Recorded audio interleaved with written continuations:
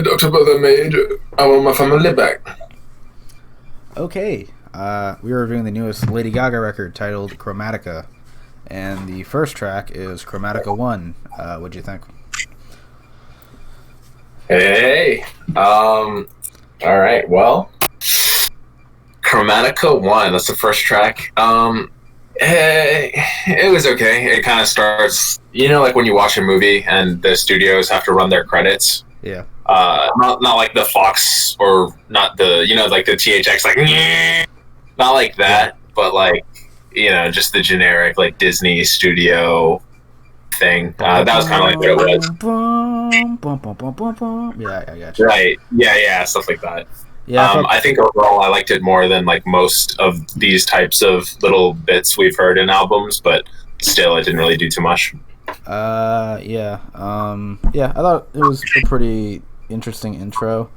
It sounds good. I like the kind of like the somber fanfare, and the arrangements are actually quite beautiful, but like it's only like a minute long, and I don't really think it's a good segue into the album because it really has sonically nothing to do with it. Maybe tonally, but I don't know. I thought it was okay.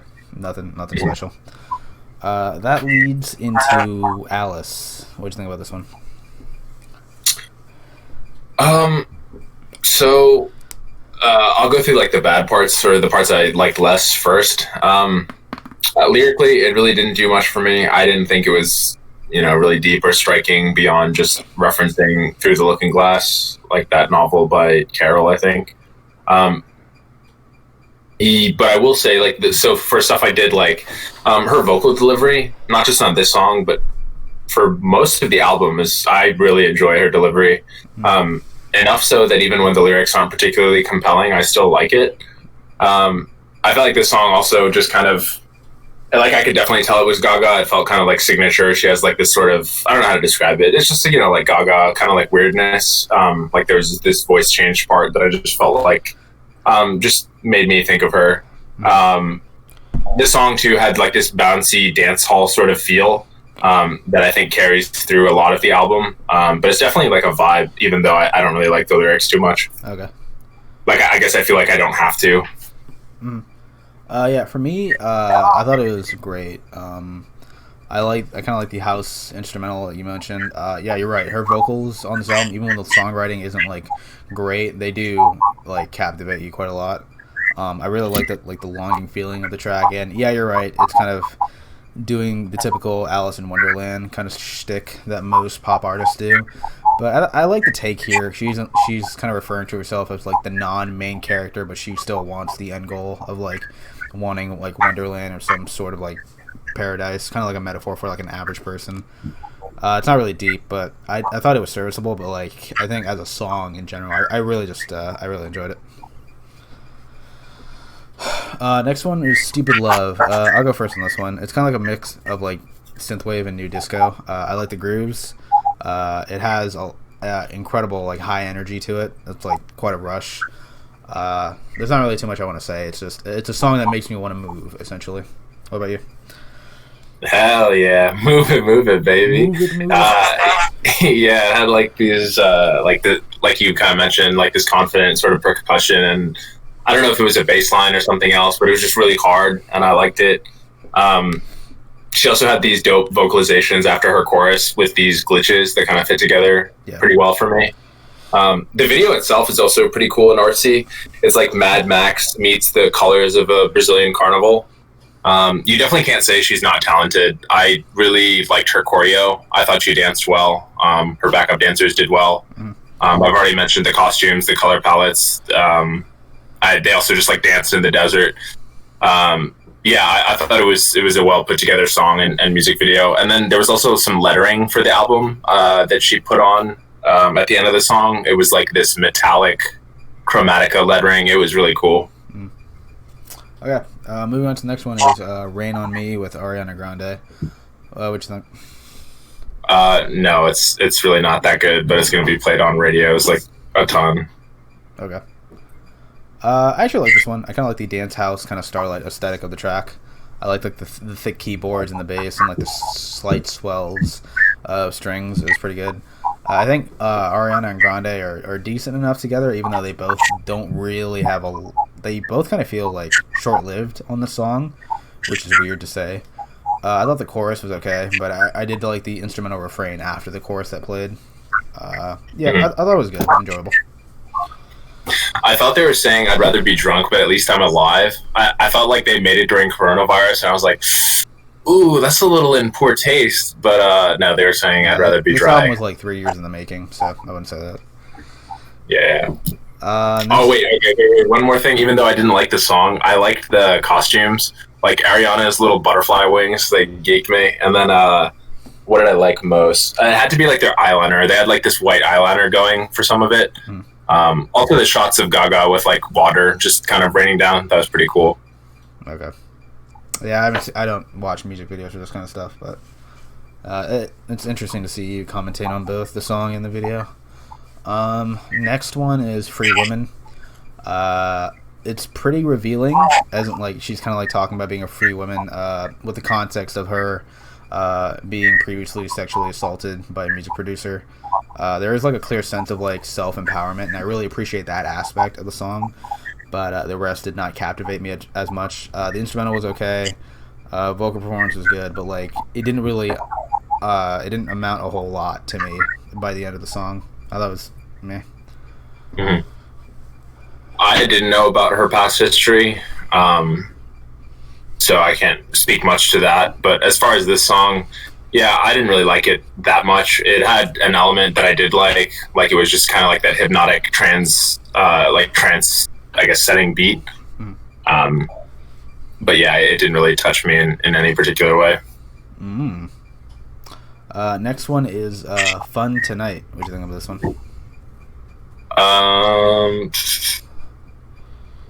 Yeah, this one didn't really do too much for me either. Yeah, I guess for parts of the album, it feels like she's looking for love or has looked for love in the past, but maybe isn't getting exactly what she wants, perhaps isn't getting treated exactly the way that she wants. Like I think in that song, it's called Fun Tonight, but she's talking about how she's not having fun tonight. She's with someone who really enjoys the paparazzi, enjoys the fame, so I'm guessing it's some other star. Whereas she maybe struggles more with that or doesn't like it. Yeah, but now overall, not really a fan. Yeah, I think coming off the other one, I think by comparison, I just like this one more. I did like the classic musical trope of like an upbeat instrumental and sad lyrics. It's my favorite sound in music, dude. Favorite. But like here, she's like talking about like the struggles of like maybe her mental state when she's dealing with fame or just dealing with negativity in general. I like the vocal performances a lot. I think the house instrumental here is actually quite eventful comparison with the last song. It actually feels like it's progressing and moving along with GaGa rather than kind of being stationary. So yeah, that was good. That's cool. I didn't realize that you really liked what was it, classical beats, but sad lyrics with classical with upbeat instrumentals. Upbeat instrumental, yeah. Shout out to Filthy Frank, or no, Pink Guy. Shout out to Pink Guy. Chromatica 2 is the next one. This is like another orchestral interlude. This one's kind of like using a cello or a violin for its main instrumental set piece. It does sound very vast, but it's only like 40 seconds long. But I will say... Did you say very vast? Huh? Did you say it sounded very what? Vast. Like it kind of... Oh, vast. Yeah. I will say though, like even though I'm not that big a fan of these like interludes, I don't really think they add a whole lot to the album. The transition into the next song is seamless. Like it was actually impressive. What do you think? Yeah, I agree. It was fast because I blinked and I don't even really remember it. I didn't have much to say for it. Okay. Next one is 911. I love this one. This song has like a robotic essence to it, the instrumental and like the effects used on GaGa's vocals. She's talking about like pills of some sort, maybe like an antidepressant or an antipsychotic. The hypnotic earworm chorus is excellent. Like it's simple, but it's very effective. I think it's a great track. What about you? Yeah, I really enjoyed it as well. I know you mentioned the transition between Chromatica 2 and 911, and I definitely agree. I like the transitions that she has on most of these songs. I know we've reviewed several albums where the switch up was kind of jarring, but that definitely wasn't the case at all with these two songs or this album, really. Yeah. I felt the songs, for the most part, flowed together smoothly. 911, I mean, like you said it, she had like this slightly robotic voice line delivery that was cool. What struck me the most was like this bouncy, almost, I don't know how to describe it, gelatinous beat. And she has like these high vocalizations that kind of reminded me of like some, low-key indie singers. I didn't realize that 911, I read on, I don't remember what website, but like you mentioned, that 911 was an antipsychotic. I just assumed she had a drug problem or something. But yeah, no, it was a dope song. I definitely, at this point, I'm like, yeah, she's really talented. It's a cool song. I'm definitely digging the album, I think, so far. And we're kind of getting to a stretch of songs, for the most part, that I enjoy the most on the album. Yeah, whereas I agree. Yeah. Moving on is Plastic Doll. I actually like this one quite a lot too. This track is like it's almost like a character study in a way. There's like this sense of like irony, but like there's also like this introspection into the mindset of like an autonomous plastic doll. So like she's talking about like this archetype of like what people like to see in entertainment. She mentions her features like her hair, what she wears, what she does, who she hangs out with, and stuff like that. So I thought that was an interesting way to kind of incorporate this futuristic element into the album. Like I know the previous song does with the whole robotics aspect of it, but here it kind of cements that. I like it. I think it's a really strong song.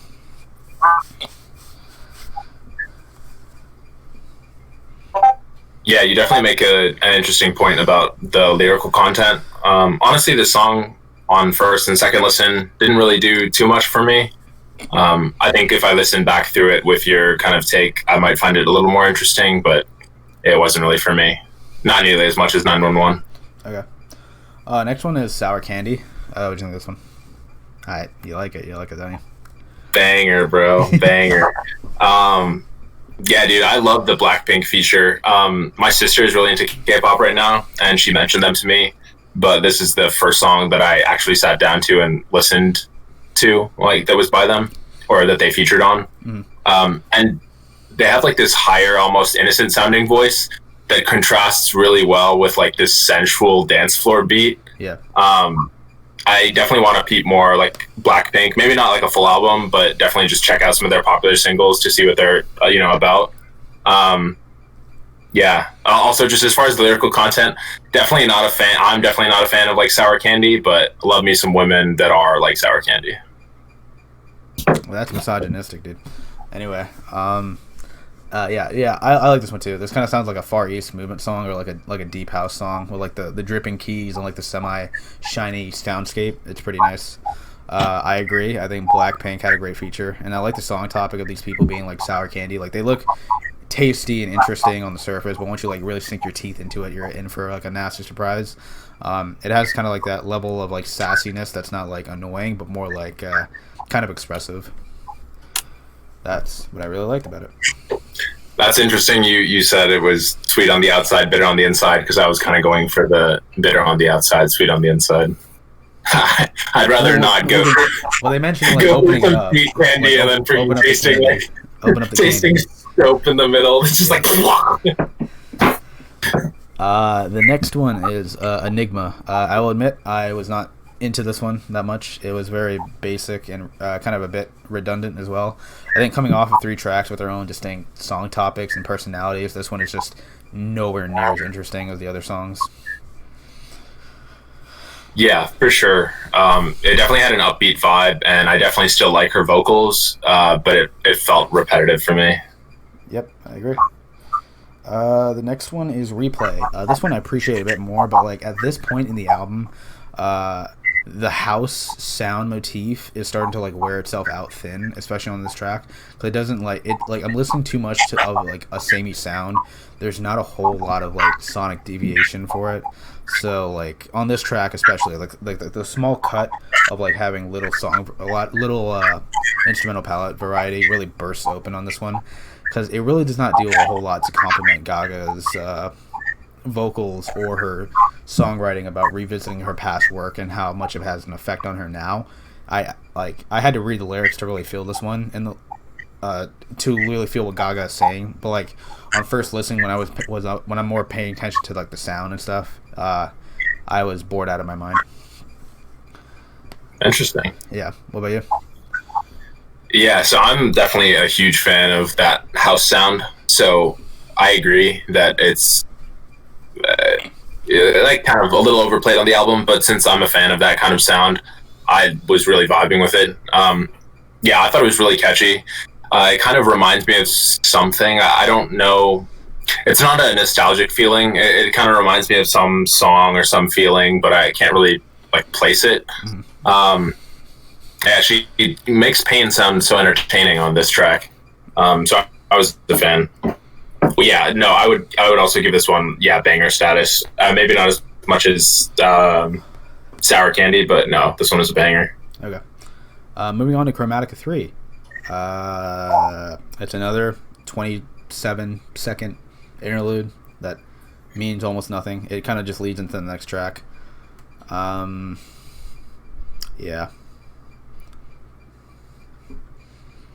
Anything you want to say? Or you want to just move on to the next one?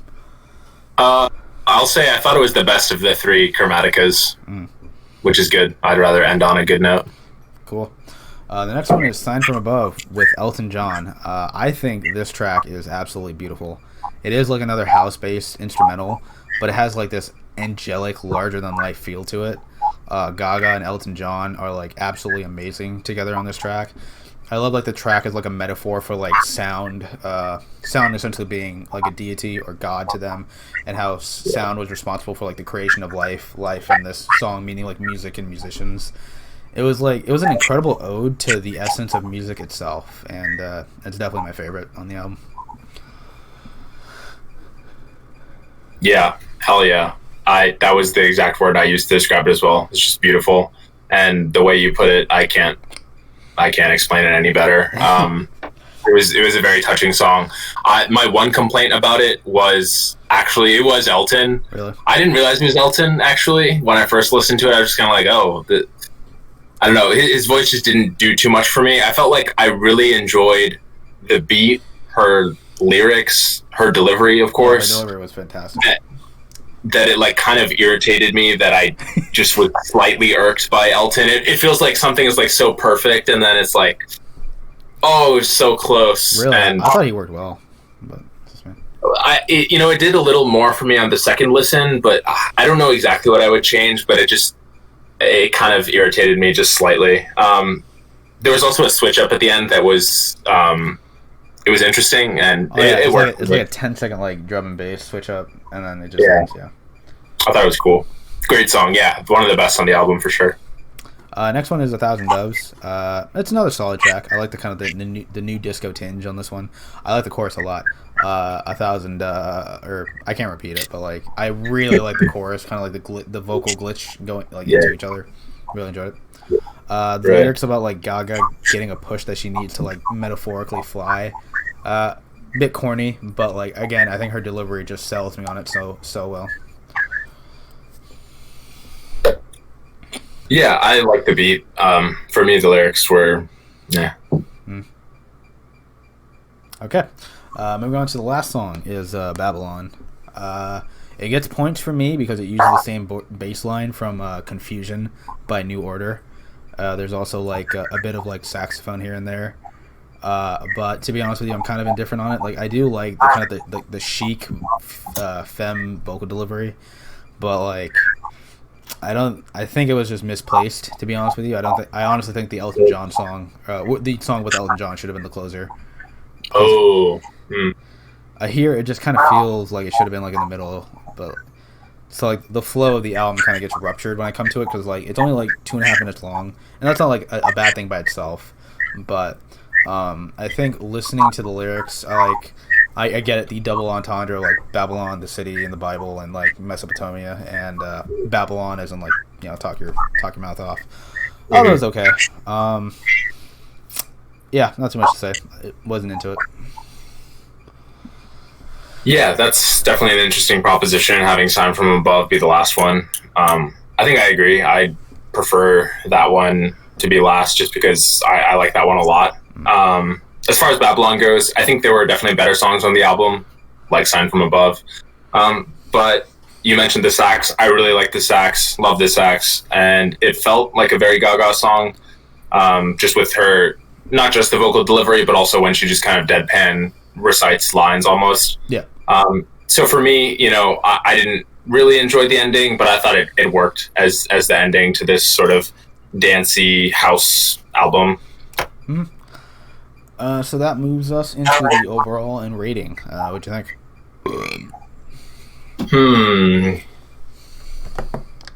Let me think about this. Do you have your thoughts collected on it? Because I might need like another minute to just think, just kind of ponder it. Yeah. So I think this is one of her better albums. It's not amazing or anything. I think I kind of set like high expectations for myself regarding this, but it was serviceable. I did like the I kind of like the house sound that she goes for. It's kind of like what Katy Perry did on her last album, except I think Katy Perry did it way better, and on some songs. But here, I think overall, there's definitely a more consistent tone, and there are some songs that are definitely a lot more interesting in terms of like its song topics. GaGa herself is amazing as always, but like I think at 16 tracks long, she definitely could have trimmed the fat on most of this. It could have been like a 10-track album. It would have been great. Because I feel like the house sound, as the album goes on, doesn't really get a lot of sonic deviation, like I mentioned earlier. So, like, a lot of the times I'm listening to, like, the same progressions, the same breaks, the same song structures. And then when I get to songs that, like, completely flip that on its head, I'm like, you know how to do it, just you could have done more with it. Because I think every song has interesting song topics. It's not like a song, there's not a single song where I'm like, this song topic's lame, or, oh, she's just singing about this. But the instrumentals most of the time just don't really help convey that because they're just stuck on this constant need for a house instrumental. But yeah, overall, I thought it was pretty good. I'd give it a 7, 7.5. No, I'll give it a 7. I know you've mentioned the house sound a lot. Personally, like I mentioned before, I really enjoy the house sound. I liked her voice with the house music vibe. Overall, I give it a 20 out of 30. I agree that there are some songs that could be trimmed. Like, personally, I didn't really like... No, I think keeping a Thousand Doves is fine, but, like, Babylon, it was like, Babylon. Enigma was repetitive. Enigma, Free Woman. Or at least, like, Free Woman. Yeah, Restructured Free Woman. So I think I agree with your call there to kind of condense it a little more. But beyond that, I think she's very talented. I've mentioned the videos. They were really cool, really entertaining. Yeah. And I know that's not just her, but I'd like to think that as an artist, that's part of her vision. And just her vocal delivery is... Like, I'd heard people talk about GaGa. Like, I think some of my family, like my mom and stuff, like, really enjoy it. But, like, no, she has great vocal delivery. Great enough to the point where even though I want more out of her lyrics sometimes, her vocal delivery is so good that I'm like, I'll let it pass. Yeah, and you've already also mentioned this, but like the classical pieces, they were, kind of cool, kind of a little different, but I didn't really do too much for the album overall. Cover art was cool though for the album. That was sick. So yeah, that's it for me. 20. And then obviously there were a couple bangers on this one too. They kind of each felt distinct and different. Loved the Blackpink feature. Didn't so much love the Elton John feature. You bastard. But yeah. Yeah, I'm interested to see what she does next. Every album she's kind of had like a different like sound palette in mind. Like on Joanne, it kind of had like this country pop twist to it. On Art Pop, that's like, it might not be her best record, but that's definitely her most like wild album in terms of like production and just song ideas. But yeah, I've never really regarded GaGa as to have like great albums, but yeah, she's very talented. A lot of the songs she has I love. And I think her transition into like the future house sound that some mainstream artists are going to, like Dua Lipa and Katy Perry, is interesting. I think Katy definitely has like the most diverse one in terms of like song palettes, but like in terms of like actual songs, I think GaGa was able to pull through here. So yeah, excited for what she does next. Anything else you want to add? Nah, you got it. Cool, yeah. Well, thank you for watching this review. Donate to the Minnesota Freedom Fund, and we'll see you later. Cheers.